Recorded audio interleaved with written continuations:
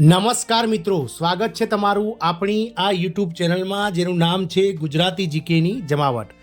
આજના વિડીયોમાં આપણે વાત કરીશું મિત્રો, આપ સૌ જાણો છો તે પ્રમાણે અત્યારે ગુજરાત રાજ્ય પ્રાથમિક માધ્યમિક અને ઉચ્ચતર માધ્યમિક વિભાગમાં જે 56,000 કરતાં વધારે શિક્ષકોની ઘટ છે તેને પૂર્ણ કરવા માટે ગતરોજ ગુજરાત રાજ્યના શિક્ષણ વિભાગ દ્વારા જ્ઞાન સહાયક યોજના જે છે તેને લોન્ચ કરવામાં આવી હતી.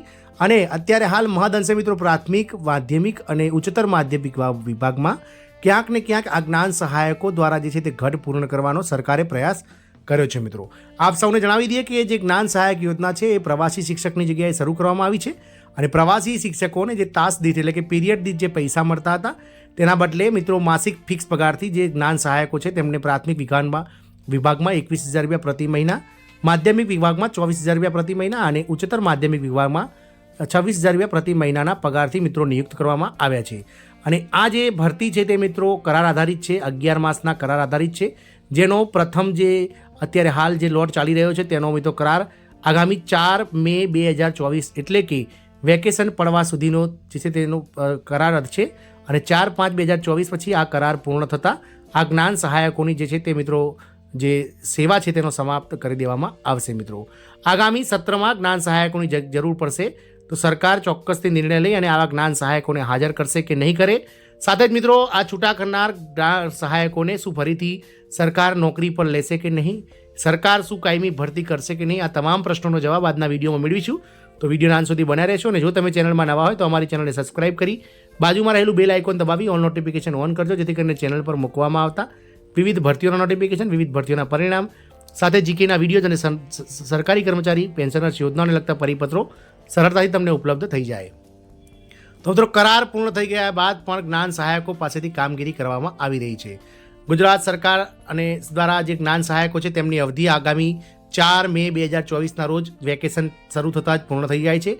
અને આપ સૌ જાણો છો તે પ્રમાણે ગત રોજ મિત્રો ભારત સરકારના ચૂંટણી પંચ દ્વારા સમગ્ર દેશમાં 543 જેટલી લોકસભા સીટો માટે લોકસભાની ચૂંટણીની જાહેરાત કરવામાં આવી છે, જેમાં ગુજરાતમાં ત્રીજા તબક્કામાં કુલ મતદાન જે છે તે 7 તબક્કામાં થવાનું છે, જેમાં પ્રથમ મતદાન 19 એપ્રિલે અને છેલ્લું મતદાન 7મા તબક્કાનું 1 જૂનના રોજ થવાનું છે. જેમાં ગુજરાતમાં 26 સીટો જે છે લોકસભાની તેના માટેનું ચૂંટણીનું મતદાન ત્રીજા તબક્કામાં એટલે કે 7 મે 2024ના રોજ યોજાવા જઈ રહ્યું છે. તો મિત્રો ક્યાંક ને ક્યાંક આ ચૂંટણીમાં જે ગુજરાતમાં 26 બેઠકો પર જે ચૂંટણી યોજાવાની છે તેમાં મિત્રો જે શિક્ષકો છે, સરકારી કર્મચારીઓ છે, વિવિધ વિભાગોના તમામ કર્મચારીઓનો મિત્રો ચૂંટણી જે અધિકારીઓ છે તેના રૂપમાં ઉપયોગ સરકાર દર વર્ષે કરતી હોય છે.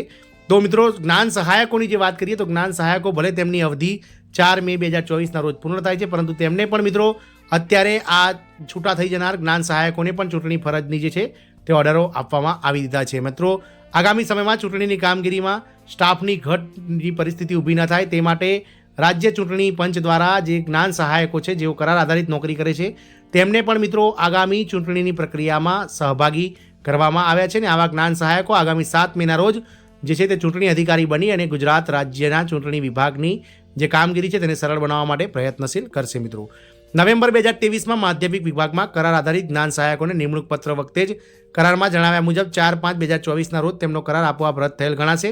અને તે મુજબ માધ્યમિક વિભાગમાં ફરજ બજાવતા તમામ જ્ઞાન સહાયકોનું કરાર પૂર્ણ થતાં જ પોતાની ફરજ પરથી આપોઆપ છૂટા થઈ ગયેલા ગણાશે. જો કરાર આધારિત જ્ઞાન સહાયક પાસેથી ચૂંટણી કામગીરી લેવામાં ના આવે તો સ્ટાફમાં ઘટની પરિસ્થિતિ ઊભી થાય તેવી મિત્રો હાલ પરિસ્થિતિ છે. હાલમાં ચૂંટણી વિભાગ તરફથી આગામી લોકસભા સામાન્ય ચૂંટણી 2024 માટે હાલમાં ફરજ બજાવવા માટેનો હુકમો કરવામાં આવેલ છે. અને હુકમમાં જણાવ્યા મુજબ આગામી સપ્તાહે તેમને પ્રથમ તાલીમ કાર્યક્રમમાં ફરજિયાતપણે અચૂક હાજર રહેવા માટે પણ જણાવવામાં આવી છે. ત્યારે માધ્યમિક વિભાગમાં ફરજ બજાવતા જ્ઞાન સહાયકોએ આશ્ચર્ય વ્યક્ત કરતા જણાવ્યું હતું કે હાલમાં અમોને ચૂંટણી ફરજ માટે તાલીમ આપવામાં આવે છે. તારીખ આગામી 7/5/2024ના રોજ લોકસભાની ચૂંટણી થનાર છે, પણ માધ્યમિક વિભાગમાં ફરજ બજાવતા જ્ઞાન સહાયકોનો કરાર 4 મે 2024ના રોજ પૂર્ણ થતાં તેઓને પોતાની ફરજ પર હાજર ગણાશે જ નહીં. અને જે કર્મચારીઓને પોતાની ફરજ પર હાજર ન હોય અથવા તેમને છૂટા કરી દેવામાં આવેલ હોય તેવા કર્મચારીઓ પાસે ચૂંટણી ફરજ કેવી રીતે બજાવી શકાય તે મોટો એક યક્ષ પ્રશ્ન ઊભો થયો છે. અલબત્ત ચૂંટણી વિભાગ દ્વારા સમજી વિચારીને અને આ બાબતોને ધ્યાનમાં લઈને જ કરાર પૂર્ણ થઈ જનારને ચૂંટણી ફરજ સોંપવામાં આવી હશે તેવું જ્ઞાન સહાયકોએ જણાવ્યું છે. ચૂંટણી સાથે સંકળાયેલ કર્મચારીઓના જણાવ્યા મુજબ જો કરાર આધારિત જ્ઞાન સહાયક પાસેથી ચૂંટણી કામગીરી લેવામાં ન આવે તો સ્ટાફની ઘટની પરિસ્થિતિ ઊભી થાય તેવી પરિસ્થિતિ છે. માટે સંજોગોને ધ્યાનમાં લઈને તેમને કામગીરી માટેના હુકમો કરવામાં આવ્યા છે. એમ મિત્રો જે વાત કરીએ તો જ્ઞાન સહાયકોનો જે કરાર છે તે આગામી ઉનાળુ વેકેશન શરૂ થતાં પૂર્વે પૂર્ણ થઈ જાય છે. આગામી સમયમાં એટલે કે નવા સત્રમાં જે શાળાઓમાં મિત્રો જ્ઞાન સહાયકોની અને જે શિક્ષકો છે તેની ઘટ રહેશે ત્યાં ચોક્કસથી સરકાર ફરીથી જ્ઞાન સહાયકોને નિમણૂક આપશે. સરકાર ફરીથી આવી કોઈ ભરતી પ્રક્રિયાઓ નહીં કરે, પરંતુ જે જ્ઞાન સહાયકો અત્યારે હાલ મિત્રો જે તે શાળાઓમાં ફરજ બજાવી રહ્યા છે તેવા જ્ઞાન સહાયકોને ફરીથી 11 માસના કરાર આધાર પર જ ફરીથી ઓર્ડર આપશે તેવું મિત્રો હાલ સૂત્રો દ્વારા જાણવા મળી રહ્યું છે. અને જે તે સમયે મિત્રો ફાજલ શિક્ષક અથવા તો કાયમી શિક્ષકોની ભરતી થતાં જગ્યા ભરાઈ જશે ત્યારે જ આ જ્ઞાન સહાયકોને મિત્રો આપોઆપ તેમનો જે કરાર છે તે રદ કરવામાં આવશે ને તેમને નોકરીથી છૂટા કરી દેવામાં આવશે. એટલે કે ઉઘડતી નિશાળે એટલે કે તારીખ 10/6/2024ના રોજ જે જ્ઞાન સહાયકો છે તેમને ફરીથી શાળાઓમાં મિત્રો હાજર કરી દેવામાં આવશે. આવું હાલ શિક્ષણ વિભાગ દ્વારા જાણવા મળેલ છે, જેના વિશે હાલ ચૂંટણીની કામગીરીમાં તમામ અધિકારીઓ વ્યસ્ત હોવાના કારણે કોઈપણ જાતની અપડેટ આપવાનું હાલ અધિકારીઓ મૌન સેવી રહ્યા છે. પરંતુ ક્યાંક ને ક્યાંક લોકસભાની ચૂંટણી ગુજરાતમાં 7 મેના રોજ પૂર્ણ થયા બાદ આ જ્ઞાન સહાયકોનો જે મુદ્દો છે તે મિત્રો ચોક્કસથી ઉકળવાનો છે, કારણ કે લાખો ટેટ અને ટાટ પાસ ઉમેદવારો જે છે તે ભરતીની રાહ જોઈને બેઠા છે, પરંતુ સરકાર મગનું નામ મરી નથી કરી રહી અને સરકાર ચૂંટણીની નામે મિત્રો હાલ જે છે તે મિત્રો ચૂંટણીમાં વ્યસ્ત હોવાના કારણે આવા ભાવિ વિદ્યાર્થીઓ સાથે જે છે તે મિત્રો છેડા કરી રહી છે વિદ્યાર્થીઓના ભાવિ સાથે, અને કોઈ પણ જાતની જાહેરાત આગામી સમયમાં વિદ્યા સહાયકો માટે હજુ સુધી કરી નથી. મિત્રો સરકારે જાહેરાત જ નથી કરી તો ભરતી પ્રક્રિયા પૂર્ણ થવાનો સમયગાળો આપ સૌ જાણી શકો છો કેટલો લાંબો હોય છે. એટલે કે આગામી વર્ષ 2025માં પણ ચૂંટણી જો ભરતી નહીં થાય તો મિત્રો જ્ઞાન સહાયક યોજના છે તેને સરકાર હાલ જે છે તે આગળ ધપાવી શકે તેવું દેખાઈ રહ્યું છે. જય હિન્દ, અસ્તુ.